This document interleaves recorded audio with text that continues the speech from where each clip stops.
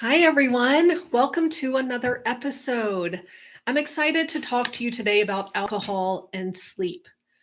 Now, you probably know that alcohol isn't great for sleep. It totally can sabotage our sleep. But I know that it can be really hard to motivate to stop drinking alcohol or to lessen the amount of alcohol you're drinking. So, I want to tell you how it affects sleep, how it affects your brain, so that hopefully you do have more motivation. Because if you have trouble sleeping, it's going to really help to not drink alcohol, or at least not drink it very often. So, first of all, I want to tell you what alcohol does to the brain. So, alcohol targets the GABA receptors in our brain. And actually, 80% of the neurons in our brain have GABA receptors. So GABA is like our anti-anxiety neurotransmitter. And so that is how, when it gets in those receptors, then it causes us to feel sleepy and relaxed. So that's how it relaxes us. And that's why it can help you fall asleep. But what happens is about 4 hours later is those GABA receptors disappear. They go back into the neuron. And so the neurons keep on trying to fire because it wants that GABA, but it's not happening. And so those neurons keep firing faster and faster, and it's going to wake you up. So that's why alcohol can help us fall asleep, but it wakes us up. That's one reason why. Now, alcohol, we know that it increases our non REM sleep, so those first few stages of sleep, but it actually decreases our REM sleep. So it's totally affecting the quality of our sleep. Now, there are a few other reasons why or how alcohol affects sleep. It is a diuretic, which means it can lead to dehydration. It depletes certain vitamins and minerals. And for those of you who aren't sleeping, your gut probably isn't healthy. You probably are already missing some nutrients. And so that's just going to deplete those nutrients even more. Now, another reason why alcohol isn't great for us is because it is super inflammatory. So it causes a lot of inflammation in the body, same as refined sugar, same as even gluten and dairy. These things cause inflammation. Now, one of the main reasons why you can't sleep is because of inflammation, right? When there's inflammation, your body releases cortisol to fight that inflammation. But when that's happening at night, that's going to wake you up. So it's pretty much contributing to inflammation in your body. And my goal when I work with clients is to lower as much inflammation as possible from all sources. So that means from diet, that means inflammation in the gut, maybe from pathogens or food sensitivities. And any kind of stress, even mental stress, is going to cause inflammation.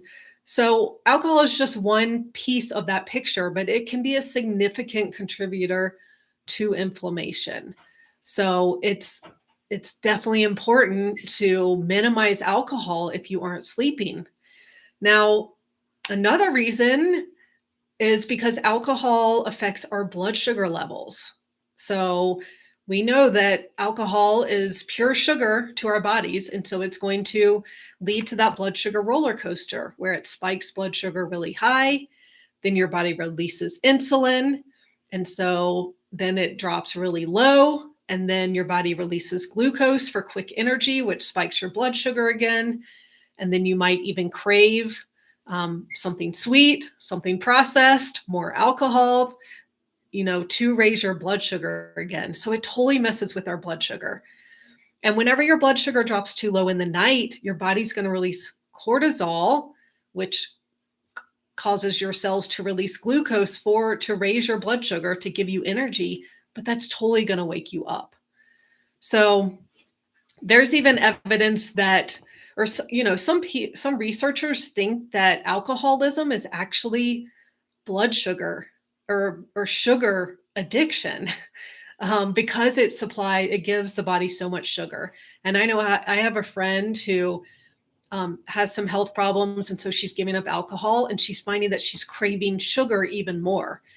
And so yeah, it's just your body's trying to get it from somewhere else. But you want to get to the bottom of why your body's craving sugar. And usually it is from blood sugar instabilities or from a pathogen in your gut. So, very important for that reason as well to not have alcohol. Now, the last reason, which is obvious, I'm sure you know that alcohol affects the liver, right? Our liver has to detoxify alcohol. But this is the thing, if you aren't sleeping, it's almost guaranteed that your liver isn't healthy. And I've talked about this in previous podcast episodes.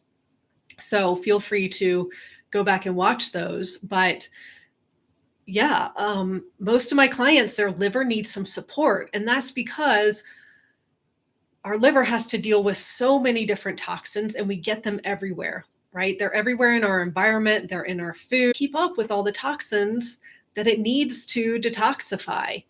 And so alcohol is just adding to that burden. And so and I also want to mention that the liver is a main reason why you wake up at night too, because the liver is most active at night, especially between 1 and 3 a.m. That is when it's doing a lot of its detoxifying.